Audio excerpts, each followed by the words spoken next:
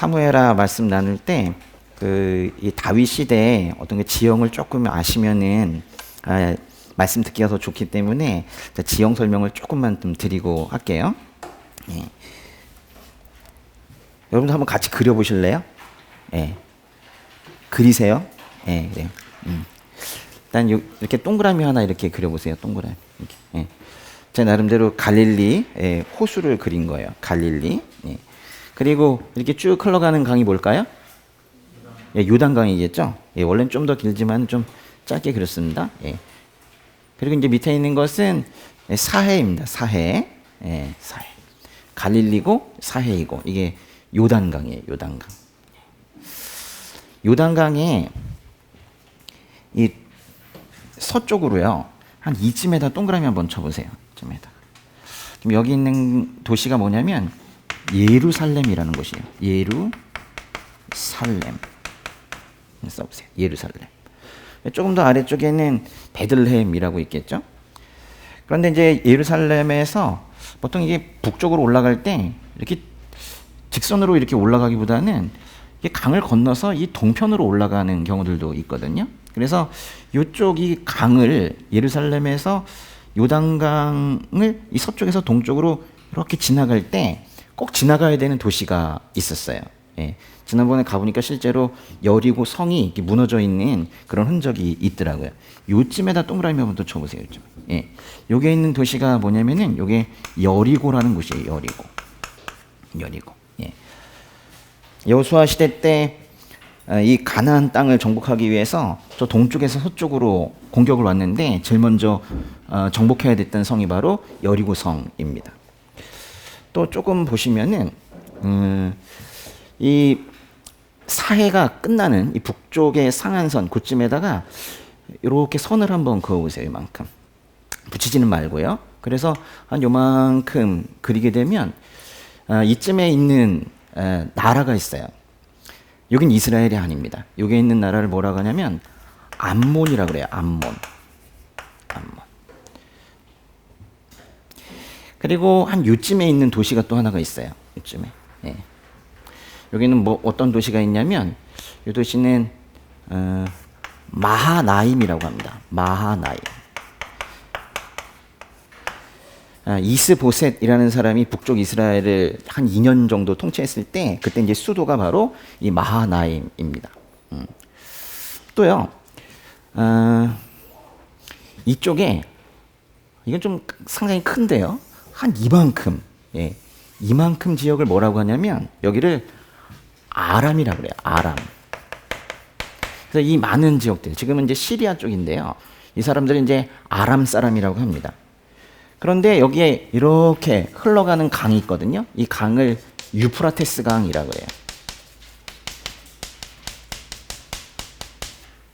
사실 아람 사람들은 딱 유프라테스 강 서쪽에만 있는 건 아니고 유프라테스 강 동쪽에도 일부 있었어요. 다윗이 저기까지 나중에 다 지배하게 된 겁니다. 근데 이 아람 안에는 여러 이제 소국이 있었는데 그 중에서 좀 영향력이 아주 큰 나라가 아람 안에 소바라는 곳이 있었어요. 소바. 네. 이 소바의 왕 이름이 뭔지 아십니까? 예, 하닷 에셀이라고 있었어요. 하닷 에셀. 그리고 이제 또 하나 이 아람 지역에 그 안에 있는 또 하나의 이제 소국이 있는데 딱 아람 사람들과는 약간 이질적이었던 것 같아요. 그래서 아람과 약간 분리해서 말하기도 하는데 한 요즘에 있었던 소국의 이름은 마아가라는 곳이에요. 마아가. 소바라는 사람들이 있었고 마아가라는 또 나라가 있었어요. 근데 아주 조그만, 지금으로 따지면 바티칸 시국처럼 아주 작은 소도시가 또 하나가 있었는데요. 그건 요쯤에 하나가 또 있었어요. 요즘에 이제 어떤 소도시가 있었냐면 아주 짧게 돕이라는 곳이 있었어요. 돕의 바로 위쪽에 어떤 도시가 있냐면 너무 많이 하나요? 예. 여기 이제 어떤 도시가 있었냐면 여기는 헬람이라는 곳이 있었어요. 헬람. 예.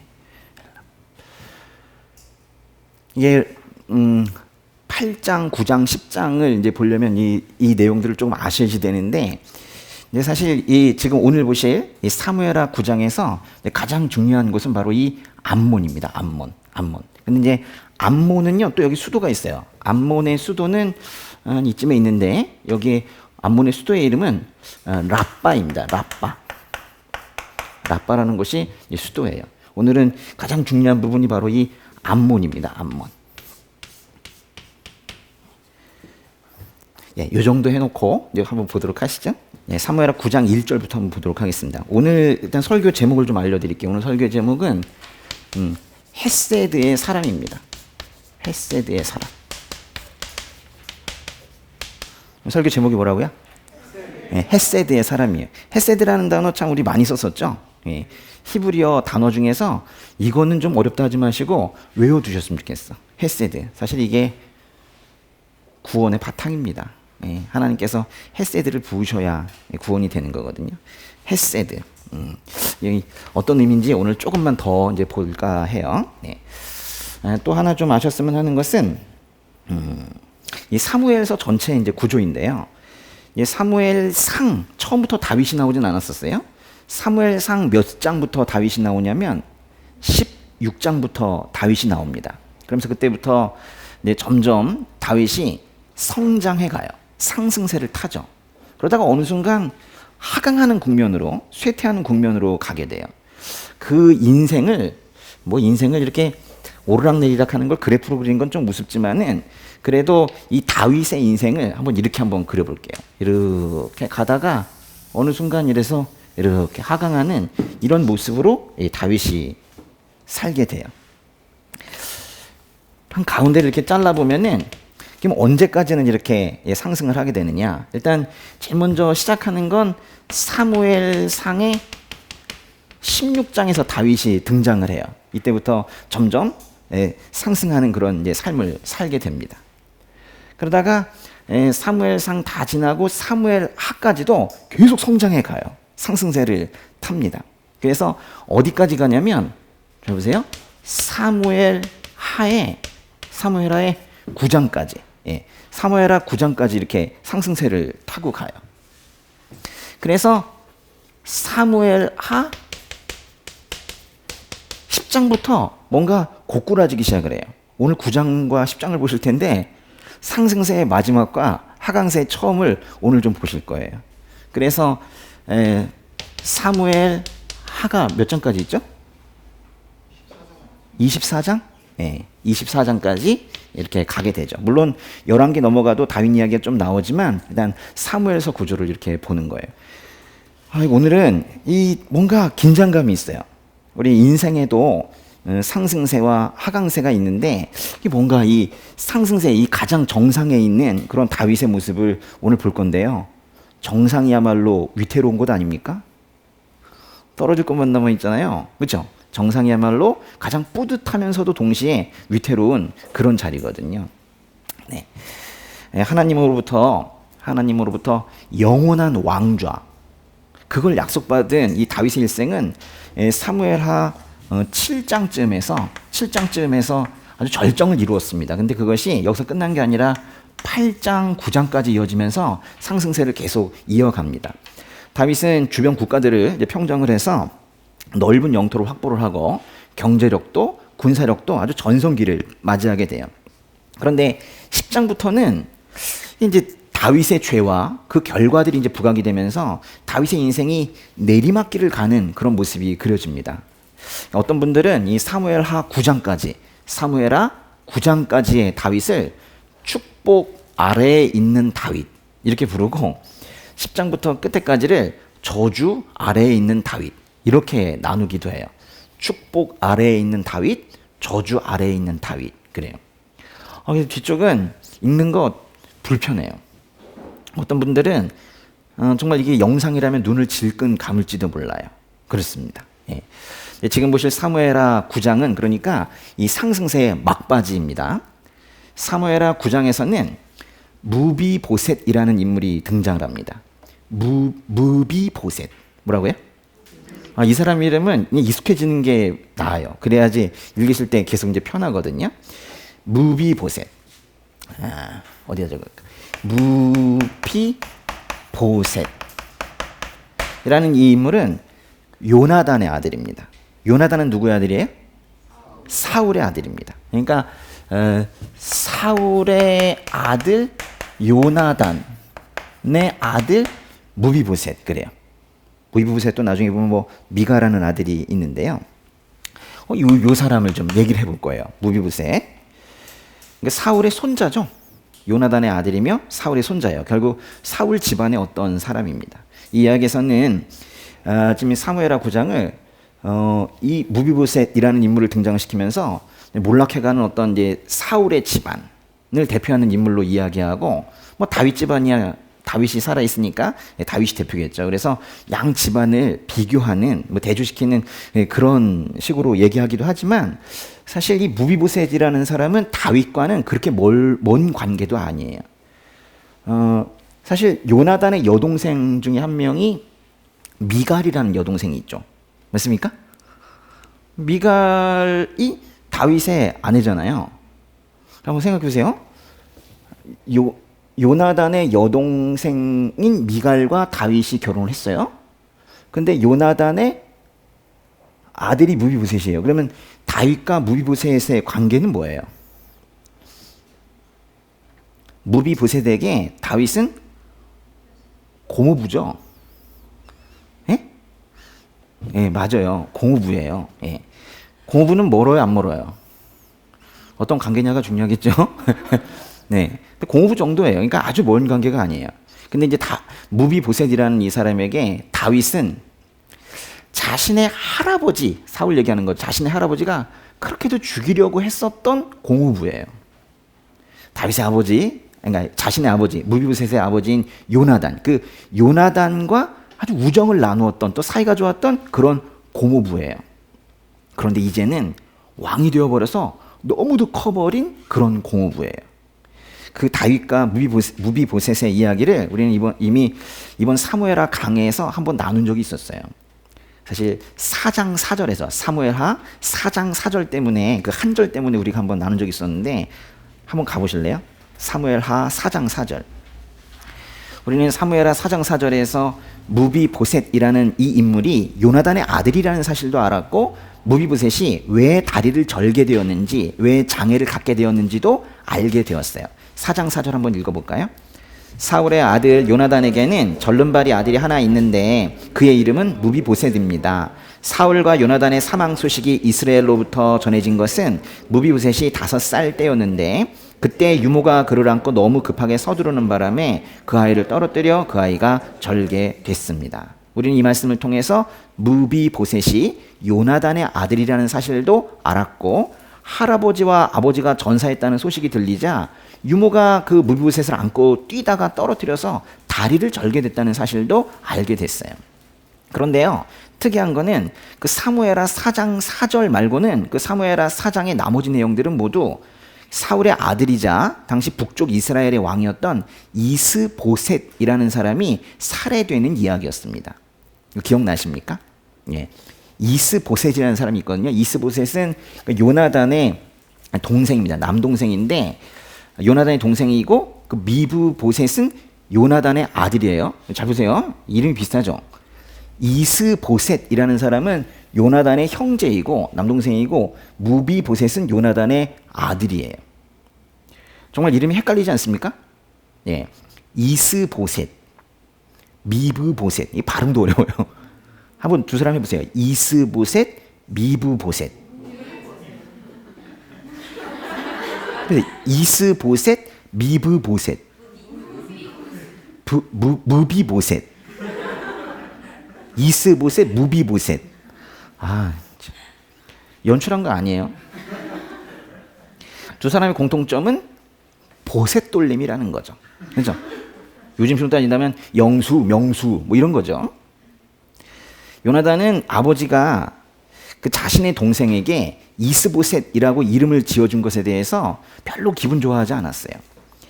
아니, 우리 아버지는, 사울 얘기하는 거예요. 우리 아버지는 아니 무슨 아들 이름을 이스보셋이라고 짓냐? 우리 아버지 진짜 왜 그러시나? 하나님 안 믿으시나? 뭐 이랬을 것 같아요. 이스보셋.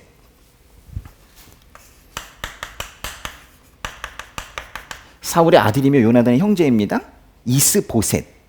여기에서 이 보셋이라는 단어 있죠? 보셋이라는 말이 뭐냐면 요거는 바알이란 뜻이에요. 바알. 바알이 뭐예요? 하나님께서 가장 싫어하시는 죄가 우상숭배인데 나중에 그 아시리아와 바벨론의 공격으로 이스라엘이 멸망하는 것도 다 우상숭배 때문이에요. 특별히 그 중에서도 이 가나안 족속들이 믿었던 그 우상이라는 바알이 있어요. 바알. 그 바알 숭배. 그게 사실 이 나라를 멸망하게 한 가장 큰 원인 중에 하나였거든요. 이스보셋이라는 말이 뭔 뜻이냐면 바알의 사람이다 이런 뜻이에요. 바알의 사람이다. 그 우상에 속한 사람, 우상의 사람이다 이런 뜻이에요. 이스보셋. 얼마나 이게 웃긴 이름인지 몰라요. 이스보셋. 바알의 사람. 아니 하나님의 사람 이래도 모자를 파네. 바알의 사람이 뭐예요? 바알의 사람. 그러니까 이제 요나단이 볼 때에는 자기 이름은 뭐 괜찮아 보인 것 같아요. 근데 요나단. 근데 자기 동생, 남동생 이름을 아버지인 사울이 짓는데 이스보셋 이러니까 엄청 실망했어요. 그래서 불만이 많았는데 이제 요나단이 자기 아들을 낳은 거예요. 자기 아들 이름은 뭐라고 한 거예요? 무비보셋이라고 진 거예요. 무비보셋을 그 역대상에서는 무리바알 뭐 이렇게도 표현을 하는데요. 그 이름을 달리 표현해요. 무비보셋이라는 말이나 무리바알이라는 표현이나 뭐 같은 이름입니다. 근데 이건 뭔 뜻이냐면 무비보셋, 무리바알은 모두가 다 바알과 싸우는 사람이란 뜻이에요. 바알과 다투는 자, 바알과 싸우는 사람이에요. 그러니까 이스보셋은 바알의 사람이고 무비보셋은 바알과 싸우는 사람이에요. 한쪽은 우상의 사람이고 한쪽은 우상과 싸우는 사람이에요. 근데 바알의 사람, 이스보셋은 여러분 어떻게 됩니까? 뭐 한 나라의 왕이었던 적이 있지만 한 2년 동안 왕이었다가 여기 있죠? 여기 보시면 이 마하나임이라는 지역, 이 지역을 근거로 해서 나라를 잠깐 세웠다가요. 낮잠 자다 죽어요. 낮잠 자다가 살해당합니다. 그러나 이제 무비보셋이죠. 무비보셋은 바알과 싸우는 사람인데 다윗으로부터 은총을 받게 됩니다. 은총이란 단어도 사실 히브리어로 바꾸면 그것도 여기는 헤세드인데요. 은총은 원래 하나님께 써야 되는 그런 단어입니다. 근데 사무엘하 이제 9장에서 무비보셋은 다윗으로부터 헤세드를 받는 사람으로 그렇게 그려져요. 그런데 다윗이 사울 집안에 그 헤세드를 베푸는데 헤세드 뭔 뜻인지 아십니까? 헤세드는 참 다양한 그 번역을 하고 있어요.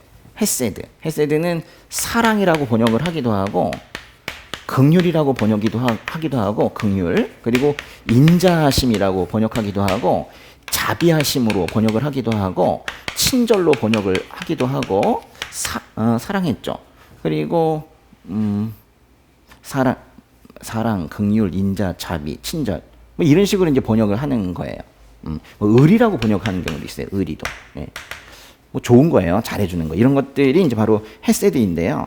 그 다윗이 사울 집안에 지금 헤세드를 베풀려고 하는데 그 헤세드를 베푸는 거에는 그 안에 언약적인 기반이 있어요. 이게 무슨 뜻이냐면 갑자기 기분이 좋아져서 사울 집안에 남아있는 누군가를 찾아서 잘해줄까? 뭐 이것이 아니라 그 마땅히 그리해야 하는 어떤 언약적인 기반이 있다고요. 뭔가 약속이 이루어져 있는 것이기 때문에 잘해주는 거예요. 여러분이 기분에 따라 잘해주는 거랑 마땅히 그리해야 하기 때문에 약속에 기반해서 잘해주는 거랑은 좀 다른데 헤세드에는 그런 어떤 언약적인 기반이 거기에 포함이 되어 있어요. 사무엘상으로 잠깐 가보시면은 사무엘상 20장을 보면은 다윗과 요나단이 헤세드를 약속하는 그런 뭉클한 장면이 있어요. 사무엘상 20장. 사무엘상 20장의 14절과 15절인데요. 제가 읽어드릴게요. 그러니 자네는 내가 사는 동안 여호와와 같이 내게 끊임없는 긍휼을 베풀어주고 내가 죽임을 당치 않게 하고 여호와께서 이 땅 위에서 자네 다윗의 원수들을 모조리 끊어버리시는 날에도 내 지방과의 의리를 끊지 말고 지켜주게 라고 요나단이 다윗에게 말한 거예요. 다시 보세요. 그 14절에 이런 말이 있거든요. 요나단이 다윗에게 다윗 네가 잘 돼도 나 좀 생각해줘 뭐 이런 얘기인데 여호와와 같이 내게 끊임없는 긍휼을 베풀어 달라 그랬는데 그 긍휼이 바로 헤세드예요. 또 15절에서 내 집안과의 의리를 끊지 말아주게 다윗, 이렇게 지금 요나단이 간청하고 있는데 거기서 의리라는 말도 헤세드입니다. 요나단이니까 쉬운 말로 하면 이렇게 간청을 하는 거예요. 다윗, 지금 네가 지금은 뭐 도망자이고 좀 어려운 가운데 있지만 난 널 알아. 너 잘 될 거라는 거 내가 알고 있어. 너 나중에 잘 되면 하나님처럼 나에게 헤세드를 베풀어 줄래? 하나님께서 너의 적들을 모조리 멸망시켜도 우리 집안만큼은 좀 지켜줘. 우리 집안만큼은 계속 헤세드를 베풀어 줄래? 이러면서 요나단이 헤세드를 간청을 한 거예요. 근데 이 헤세드의 이 약속이 이제 지켜질 수 있는 근거는 다윗이 헤세드 안에서 살고 있기 때문이에요. 여러분이요, 쉽게 말하면 잘해주는 거 잘해주고 싶다고 잘해주기 힘들어요. 하나님 안에서 그 풍성함 안에서 은혜를 받고 살고 있어야 그거를 나눠줄 수가 있는 거거든요.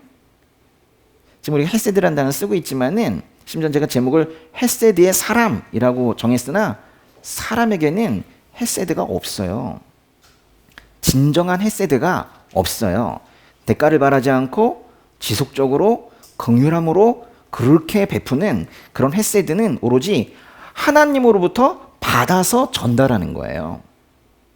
그러니까 하나님과 상관이 없는 사람에게는 헤세드도 없어요. 이건 절대적인 얘기예요.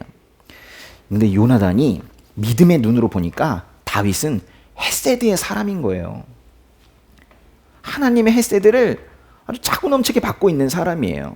다윗, 그 헤세드 나한테도 우리 집안에도 베풀어 주면 안 돼? 이렇게 지금 간청하고 있는 거예요. 그래서 요나단이 다윗에게 그 헤세드, 그 하나님으로부터 받은 그 헤세드 우리 집안에도 부어지게 해서 우리 집안, 우리 자손이 끊어지지 않게 해줘.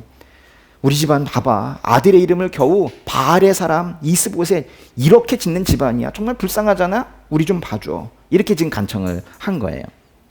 요나단은 다윗을 잠깐 에셀바이라는 곳에 숨어 있으라 하고 아버지가 즉 사울이 정말로 다윗을 죽이려고 하는지 그 생각을 알아보려고 궁궐로 들어갔는데 사울은 계속 다윗 편만 드는 요나단에게 결국 창을 던져버립니다. 요나단이 울면서 다시 다윗에게로 와서 말을 해요. 사무엘상 20장의 42절인데요. 요나단이 다윗에게 말했습니다. 평안히 가게 우리가 여호와의 이름으로 서로 의형제를 맺지 않았는가. 여호와께서 자네와 나 사이에 또 자네 자손들과 내 자손들 사이에 영원히 증인이시네. 그러고 나서 다윗은 길을 떠났고 요나단은 성으로 돌아갔습니다. 그러니까 요나단과 다윗의 약속은 뭐 둘이 커피숍에서 한 게 아닌 거예요. 그렇죠? 하나님 앞에서 또 하나님께서 증인으로 있으실 때 그때 맺은 언약인 거예요. 그 이후에 이제 다윗의 도망자 생활은 계속되었습니다. 그러다가 다윗이 도망 중에 호레스라는 곳에 또 있을 때인데 요나단이 거기까지 또 찾아왔어요. 사무엘상 23장으로 가보세요. 사무엘상 23장에 16, 17, 18 같이 읽겠습니다. 그때 사울의 아들 요나단이 호레스로 다윗을 찾아와서 하나님 안에서 힘을 얻을 수 있도록 격려해 주었습니다. 요나단이 말했습니다. 두려워하지 말게. 내 아버지 사울은 자네에게 손도 대지 못할 걸세. 자네는 이스라엘을 다스릴 왕이 될 걸세. 나는 자네 다음이지.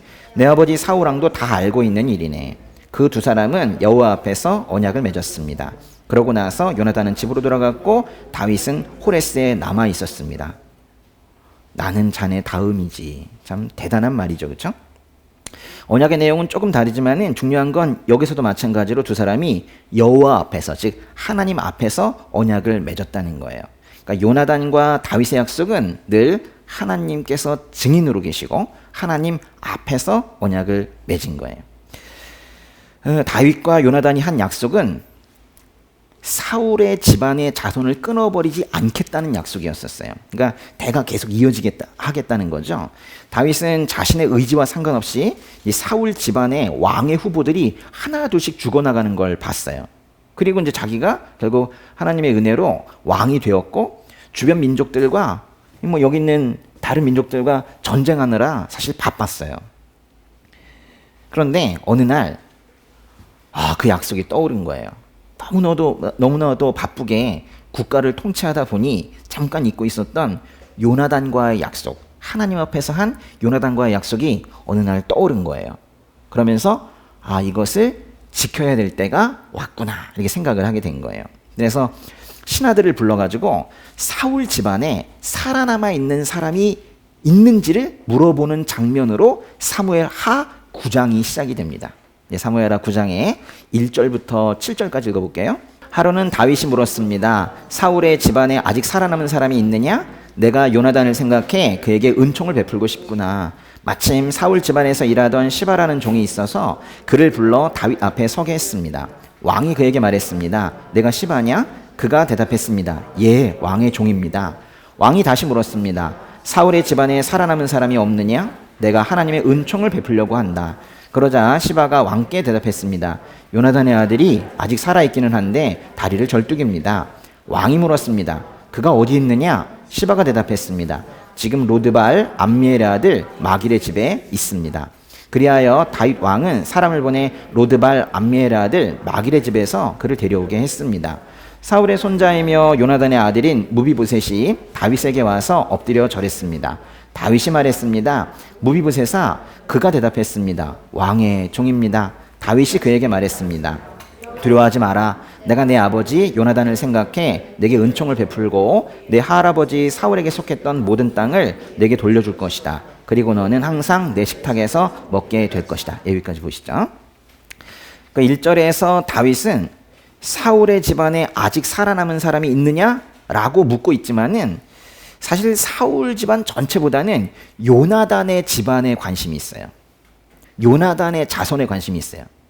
정확하게는 요나단의 아들 중에 살아남은 사람이 있나? 이걸 이제 궁금해하는 거예요. 그래서 사울 집안에서 일하던 종이었던 시바라는 사람에게 물었더니 3절 끝에서 이렇게 대답을 합니다. 요나단의 아들이 아직 살아있기는 한데 다리를 절뚝입니다. 요나단의 아들이 아직 살아있습니다. 그러면 되는 걸 굳이 다리를 절뚝인다는 것까지 말하는 이유는 뭐예요? 다윗에게 경계심을 낮추라는 그런 의미일 수도 있고, 이 시바라는 종의 입장에서는 그 요나단의 아들이 한 명 살아있긴 한데 요나단의 아들이 아직까지 살아남은 이유가 오히려 그 장애가 있어서 전쟁에 나가지도 않았고 권력 다툼에도 중심에 서지 않았기 때문에 그렇게 살아남아 있는 거라고 생각이 되어서 그거를 좀 강조하고 싶었을 수도 있어요. 이유는 명확하지는 않습니다. 그런데 보니까 그 시바라는 종이 누가 살아있다고 그랬어요? 요나단의 아들이 살아있다고 그래요. 누구 말하는 거예요? 무비보셋을 말하는 건데 무비보셋이라고 그러지 요나단의 아들이라고 하잖아요. 무비보셋이라는 이름은 거기 뒤쪽에 6절에나 가야 처음 나옵니다. 그러니까 여기는 이 사무엘서는 그게 요나단의 아들이기만 하면 그게 무비보셋이든 또 다른 사람이든 다윗이 헤세드를 베풀 준비가 되어 있다. 근데 이거를 지금 강조하고 싶어서 이렇게 쓰고 있는 것 같아요. 4절에 보시면 다윗이 물었습니다. 그가 어디 있느냐? 그랬더니 그 종 시바가 뭐라고 대답했습니까? 지금 로드발 암미엘의 아들 마길의 집에 있습니다. 근데 로드발은 어디냐면요. 로드발은 여기 이제 이 마하나임이라는 곳이 있는데 마하나임은 이쪽에서 북쪽 이스라엘이 생겼었어요.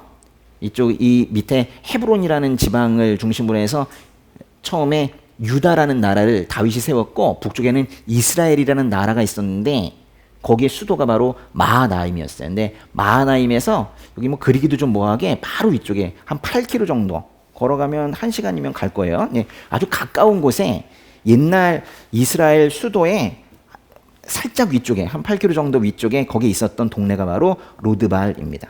그곳에 있는 암미엘의 아들 마길의 집에 요나단의 아들 무비보셋이 머물고 있대요.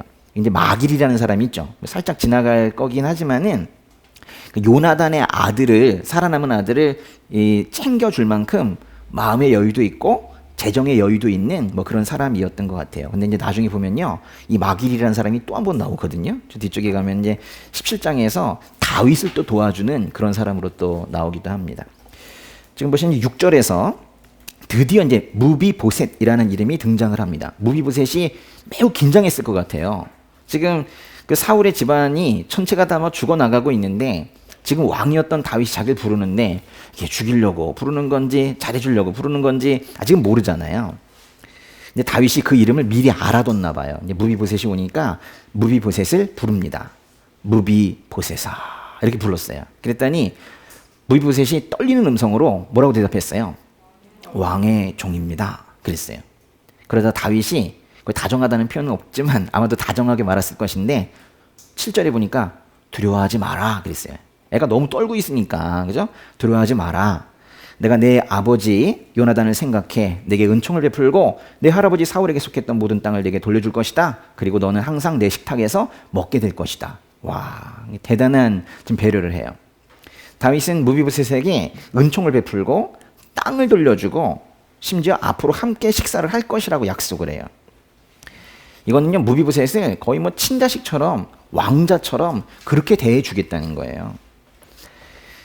그 다윗이 지금 무비보셋에게 준다고 한 땅이 현재 누구 소유인지는 좀 명확하진 않아요. 이제 사울 왕가가 몰락을 하면서 다윗의 소유가 됐던 것을 무비보셋에게 돌려준다는 것인지 아니면 사울의 종 시바가 마치 자기 땅처럼 쓰고 있었던 그 땅을 무비보셋에게 돌려준다는 것인지 명확하진 않지만 이제 다윗 왕이 명령을 해서 사울 개인 소유의 땅이었던 그 땅이 무비보셋에게 상속이 되는 그런 분위기예요.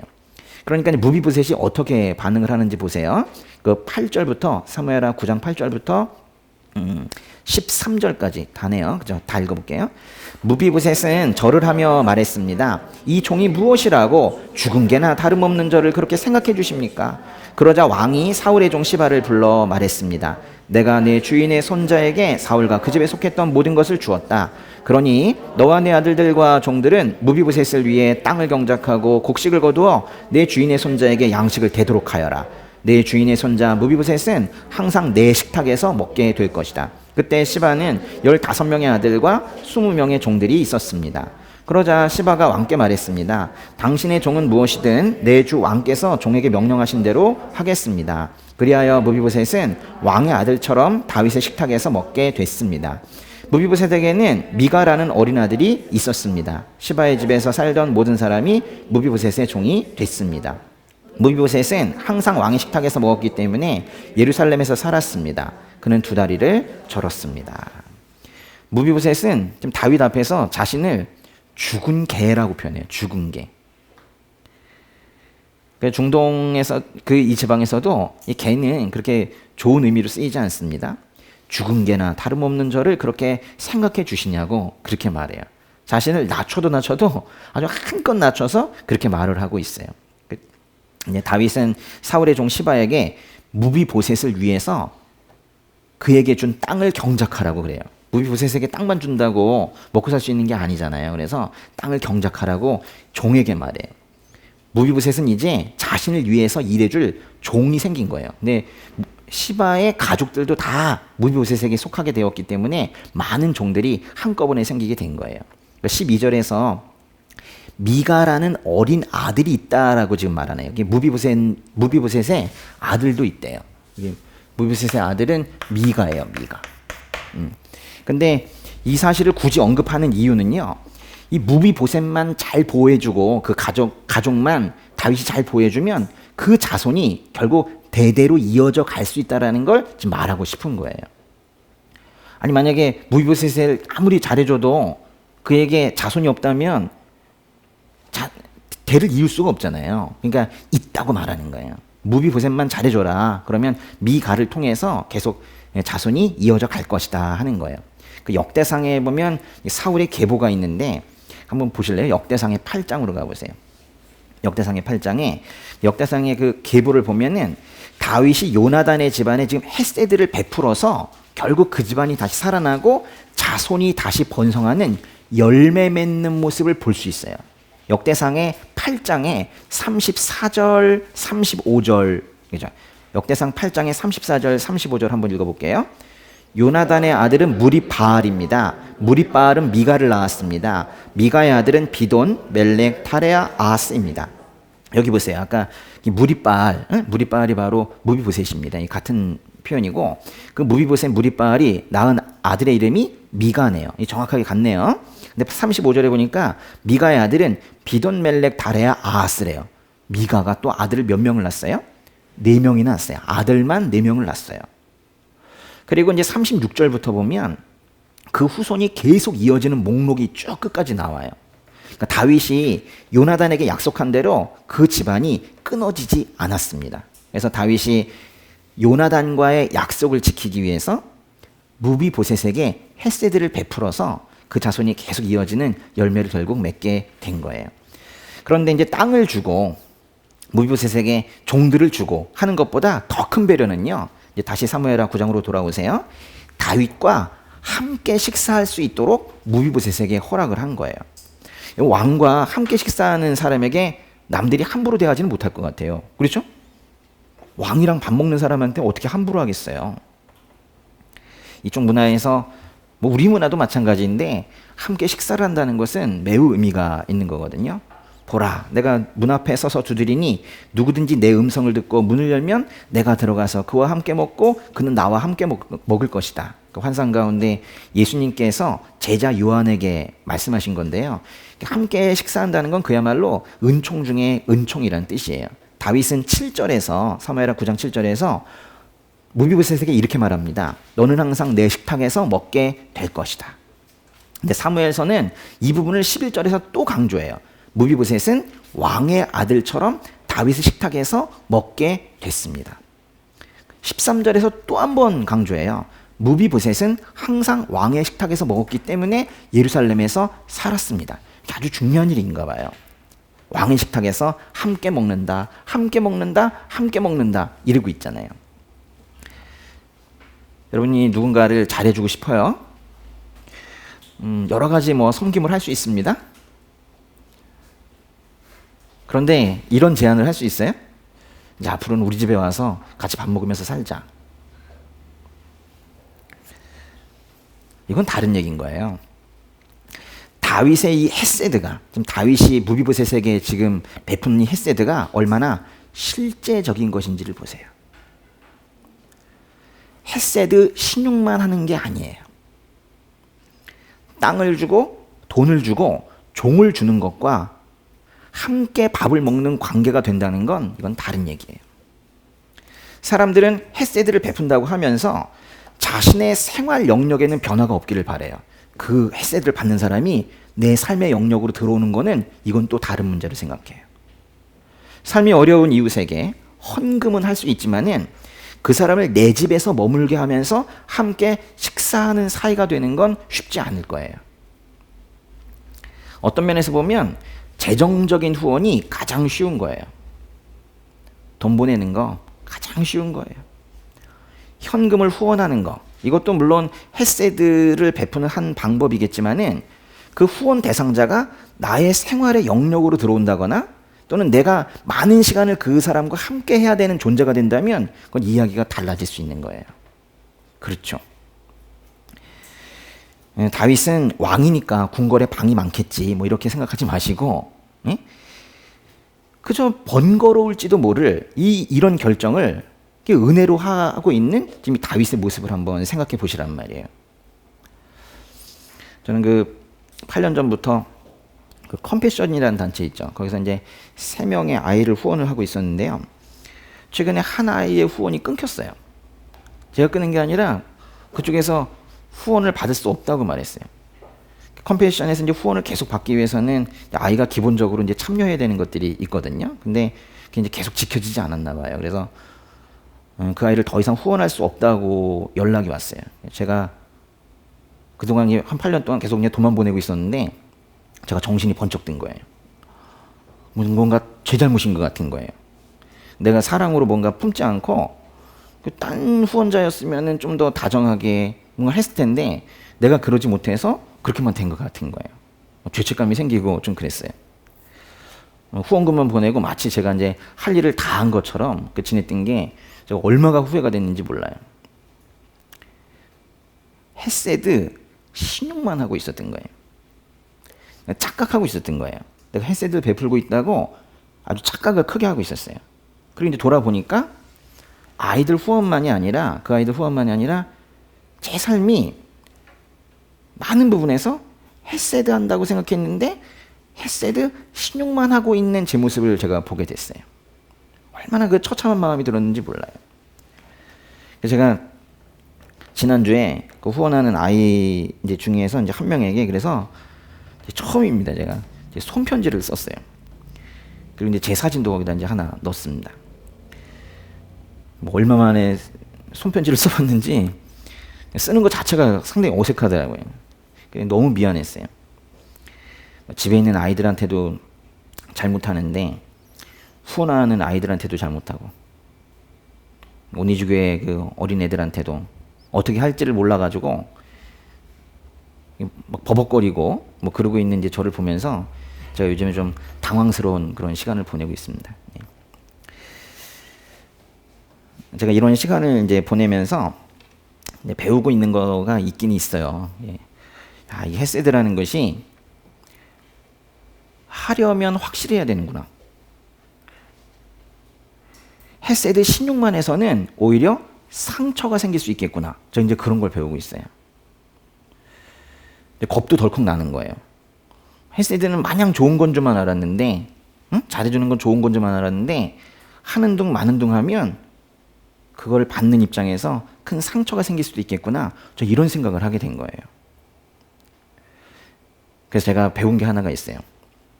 헤세드에는 적극성이 필요합니다. 뭐가 필요하다고요? 적극성이 필요해요.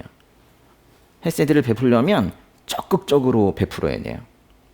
그렇지 않으면 오히려 반대 효과가 날 수도 있어요. 그래서 제가 이제 그런 이제 시간을 거치면서 이제 오늘의 말씀을 보고 있는 거예요. 그러다 보니까 이 다윗이 무비보셋을 자신의 식탁에서 함께 먹게 했다는 이 말씀이 저에게 좀 다르게 다가왔었어요. 아주 큰 의미로 그렇게 다가왔었습니다. 근데요, 이 똑같은 이 말씀을 어떤 사람들은 이렇게 해석을 해요. 다윗이 무비보셋에게 앞으로 계속 밥을 먹자고 하면서 궁궐에 머물게 한 이유는 무비보셋을 꽉 잡아둬가지고 반란을 일으키지 못하게 하려고 했다는 거예요. 정치적 반란을 못 일으키게 궁궐에 잡아두려는 속셈으로 그렇게 왕의 식탁에서 같이 밥을 먹자라고 제안했다는 거예요. 그런 말은 거기 없는데 그렇게 해석을 하는 거예요. 통일신라에 상수리제도 있거든요. 고려의 경절이제도, 뭐 인질처럼 잡아두는 그런 제도. 왜 이 사람들은 이 말씀에서 그런 걸 떠올리는지 모르겠어요. 정말 기겁을 하겠습니다. 본문을 보면은 전혀 그런 의도가 아닌데 그런 정치적인 해석을 하는 사람들이 많이 있어요. 사실은요, 거의 대부분이 그래요. 그러니까 그걸 해석하는 학자들도 또 설교자들도 다 인본주의적으로 이 말씀을 보기 때문에 그런 해석들이 나오는 거예요. 다윗에게는 그런 의도도 전혀 없었지만은 혹여 그런 게 있다 하더라도 사무엘하 9장을 하나님께서 우리에게 읽게 하시는 이유는 그런 정치적인 분석을 하라는 게 아니에요. 그건 전혀 의미가 없는 거예요. 이 말씀은 처음부터 끝까지 헤세드를 말하고 있는 거예요. 다시 그 9장의 1절 보세요. 9장의 1절 끝에 보시면은 보세요. 내가 요나단을 생각해 그에게 뭐라고 그랬어요? 그에게 은총을 베풀고 싶구나. 은총이 헤세드입니다. 다윗이 헤세드를 베풀고 싶다는 거예요. 9장의 3절의 중간 보세요. 내가 하나님의 은총을 베풀려고 한다. 다윗이 헤세드를 베풀겠다는 거예요. 9장의 7절의 중간 보세요. 내가 내 아버지 요나단을 생각해 내게 은총을 베풀고 무비보셋에게 헤세드를 베풀겠다는 거예요. 1절에서 3절에서 7절에서 지금 이 짧은 구절에 헤세드를 베풀겠다는 말이 3번이나 나오고 있어요. 그런데 첫 번째와 세 번째, 즉 1절과 7절에서는 이렇게 말합니다. 요나단을 생각해 헤세드를 베풀고 싶다.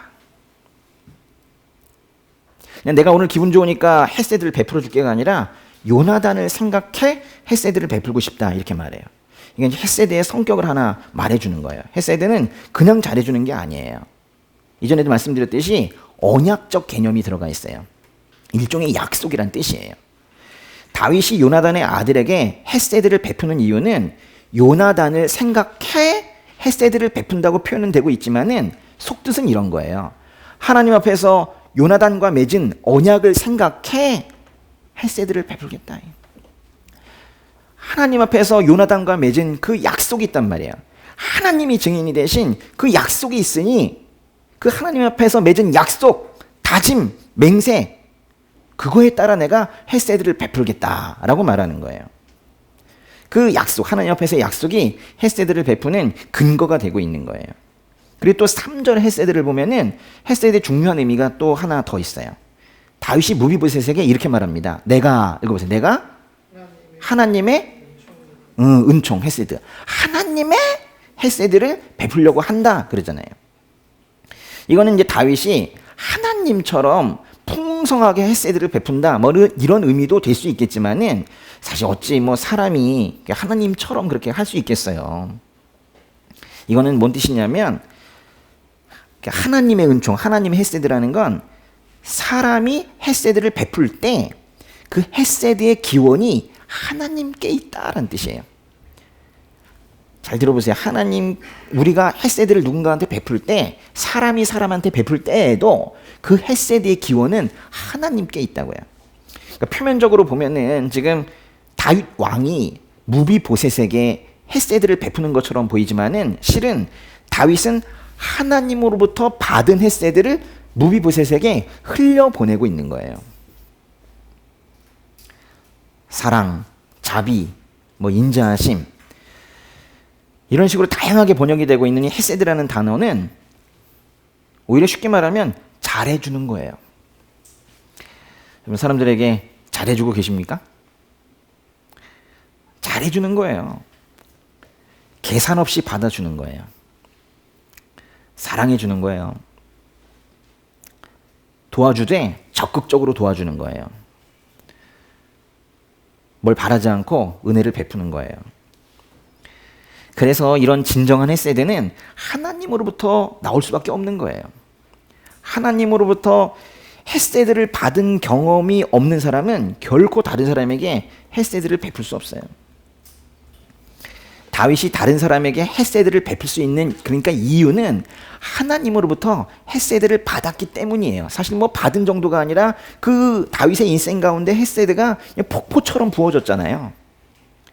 너무 헤세드가 넘쳐나니까 시편 23편에서 뭐라고 그랬어요? 내게 부족한 것이 없습니다. 내 잔이 넘치나이다. 그랬잖아요. 내 잔이 넘친다라고 이렇게 고백할 수 있는 사람만 그 9절 사무엘하 9장 3절의 표현대로 하나님의 은총, 하나님의 헤세드를 베풀 수 있는 거예요. 자신도 고갈되어 있고 영성이 바닥이 나서 가뭄에 갈라지는 땅처럼 그렇게 피폐해져 있을 때 사람이 어떻게 헤세드를 베풀 수가 있겠어요? 헤세드를 베풀려고 하는데 힘이 없는 거예요. 뭐 속에 뭐 없으니까. 마치 그 자동차 주유 경고등이 뜬 것처럼 껌뻑껌뻑 거리고 있는 그런 헤세드 고갈 상태에서 헤세드를 받을 사람은 많은데 헤세드를 줘야 할 사람은 뭐가 없는 거예요. 그래서 사람과 사람 사이에 하나님의 헤세드를 받아 헤세드가 흘러가는 이런 모습이 되는 하나님의 나라이어야 되는데 그게 되지 못하다 보니까 헤세드 없이 사람과 사람이 만나서 고성이 오고 가거나 또는 거꾸로 침묵합니다. 이래서 점점 인간관계가 깨지고 틀어지고 멀어지고 그렇게 되는 거예요. 사무엘하 9장이 우리에게 주는 메시지는 명확한 거예요. 헤세드는 하나님 앞에서 약속하고 다짐한 그 언약을 기반으로 하는 것이며 그 헤세드를 베풀기 위해서는 먼저 하나님으로부터 헤세드를 받아야 한다는 거예요. 다시 말씀드릴게요. 헤세드는 하나님 앞에서 약속하고 다짐한 그 언약을 기반으로 하는 거예요. 하고 싶을 때 하고 이런 게 아니에요. 마땅한 거예요. 헤세드를 베풀기 위해서는 먼저 하나님으로부터 헤세드를 받아야 한다는 거예요. 어떠한 경우에도 하나님을 떠난 헤세드, 하나님과 관련이 없는 헤세드라는 건 없는 거예요. 하나님 아버지 이렇게 부르면서 기도하실 때 헤세드를 다짐하셨다면 하나님 앞에서 약속하신 건데요. 그렇게 하나님 앞에서 약속하신 그 헤세드는 반드시 지키세요. 헤세드는 자기 기분에 따라서 잘해줬다가 말았다가 하는 게 아니에요. 햇세드를 받을 사람은 늘 약해요. 그 사람의 반응은 우리가 기대하는 반응과는 다를 수 있어요. 심지어는 감사함도 모를 수 있어요. 상관없어요.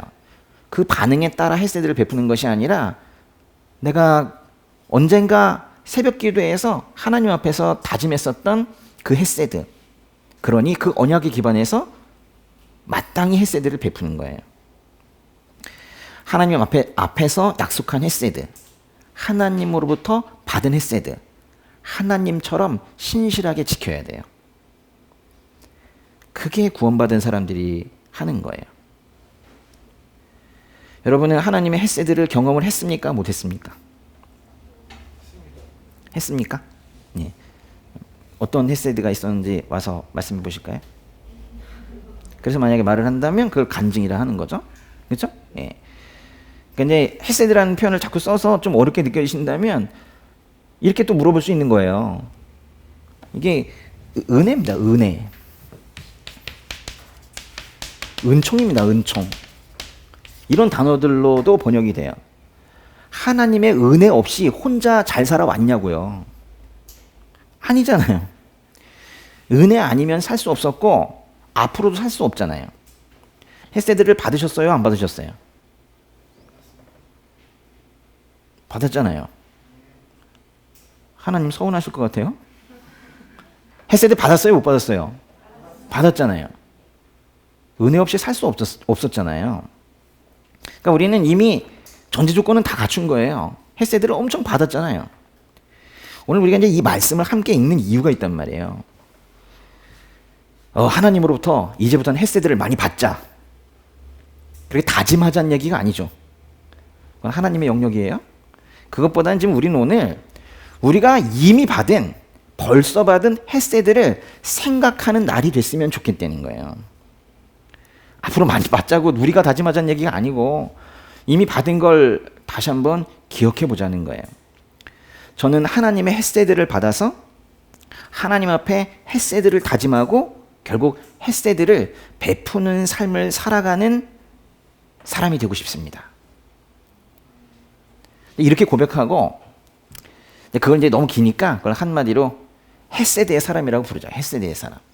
하나님의 햇세드를 받아서 햇세드를 다짐을 하고 햇세드를 베풀며 살아가는 그런 사람, 즉 햇세드의 사람, 이렇게 살고 싶다고 그렇게 고백하는 거예요. 근데요, 중요한 것은 다윗은 이제 분명히 햇세드의 사람인 것 같은데 우리가 이제 그렇게 다짐을 해서 햇세드의 사람이 되겠다는 게 아니라 사실 됐다는 거를 아는 게 중요하거든요. 우리는 이미 그렇게 햇세드의 사람이 되어 있다는 사실, 그걸 또 아는 게 중요한 거예요. 그러면 이제 우리가 구체적으로 무슨 햇세드를 받았습니까? 돈 좀 보셨나요? 네? 재정적인 햇세드를 받으신 분? 아이, 달라 안 해요. 있으세요? 그럼 또 무슨 햇세드가 있어요? 햇세드 하면 뭐가 금방 떠오르냐 그 얘기를 좀 하는 거예요. 네? 구원. 네, 맞아요. 사실 어떤 물질적인 것을 뭐 거기다 댈 게 아닌 거죠. 구원. 구원만큼 큰 햇세드는 없죠. 사실 뭐 거의 유일하다고 말해도 될 정도인데, 근데 그 구원이, 그 햇세드가 어떻게 우리한테 왔어요? 그러니까 어떤 방식을 통해서 왔어요? 햇세드를 지금 받았는데 가장 큰 햇세드는 구원인데 그래서 우리에게 어떤 방식으로 왔는가? 그 이제 굳이 답을 내자면은 요한복음에 그 답이 있어요. 요한복음의 1장으로 한번 가보세요. 구원이라는 햇세드는 우리에게 어떻게 왔는가? 요한복음 1장의 14절 읽어보세요. 14절. 그 말씀이 육신이 돼 우리 가운데 계셨기에 우리는 그분이 영광을 보았습니다. 그것은 은혜와 진리가 충만한 아버지의 독생자의 영광이었습니다. 17절도 읽어보세요. 율법은 모세를 통해 주셨지만 은혜와 진리는 예수 그리스도를 통해 왔습니다. 그 은혜라는 단어가 좀 보이시나요? 하나님의 은혜, 하나님의 햇세드는 성육신으로 온 거예요. 성육신으로. 성육신하신 예수 그리스도를 통해서 우리에게 왔습니다. 헤세드가 왔는데 어떻게 왔는지도 아셔야 돼요. 로마서 5장 8절에서는 그러나 우리가 아직 죄인이었을 때 그리스도께서 우리를 위해 죽으심으로 하나님께서는 우리에 대한 그분의 사랑을 나타내셨습니다라고 했어요. 하나님의 헤세드는 성육신을 통해서 십자가를 통해서 그렇게 우리에게 나타났고 온 거예요. 그러니까 무슨 말이냐? 예수님을 믿어서 구원받은 인생은 그 본질적으로 헤세드의 사람이라는 거예요. 내가 앞으로 헤세드의 사람이 되느냐 안 되냐가 아니라 구원받은 인생은 그 본질 자체가 헤세드의 사람이라는 거예요. 그러니까 내가 받은 헤세드가 없어서 가족과 이웃과 이 땅의 불쌍한 영혼들에게 흘려보낼 헤세드가 없다고 말하는 사람이 있다면 그 사람은 나는 전도의 대상입니다. 이렇게 말하는 것과 같은 거예요. 은혜 아니면 살아갈 수 없는 존재라고 고백하는 것은 결핍과 부족을 고백하는 게 아니에요. 은혜 아니면 살아갈 수 없다. 이거야말로 그 은혜의 소중함을 알고 자신의 삶에 얼마나 많은 은혜가 부어졌는지를 고백하는 헤세드의 사람이 하는 증언인 거예요. 그래서 헤세드의 사람은 감격이 큰 나머지 로마서 8장 32절의 고백도 하게 되는 거예요. 로마서 8장 32절 자기 아들을 아끼지 않으시고 우리 모두를 위해 내어주신 분께서 어떻게 아들과 함께 모든 것을 우리에게 은혜를 주지 않으시겠습니까? 다시 한번 해볼까요? 자기 아들을 아끼지 않으시고 우리 모두를 위해 내어주신 분께서 어떻게 아들과 함께 모든 것을 우리에게 은혜를 주지 않으시겠습니까? 이 말씀에서 자기 아들을 아끼지 않으신 게 하나님의 헤세드예요. 우리 모두를 위해 내어주신 게 하나님의 헤세드예요. 그 가장 큰 헤세드를 베푸신 분이시라면 그 어떤 헤세드도 우리에게 아끼지 않으시고 예수 그리스도를 주로 고백하는 자들에게 부으실 거예요. 사무엘하 9장에서 그 10장으로 이게 넘어가면서 이제 다윗의 상승세는 이제 꺾이기 시작을 합니다. 왕으로서의 다윗의 모습보다 개인으로서의 다윗의 모습이 더 많이 그려지고 흠이 많은 다윗의 모습이 가감없이 드러나요.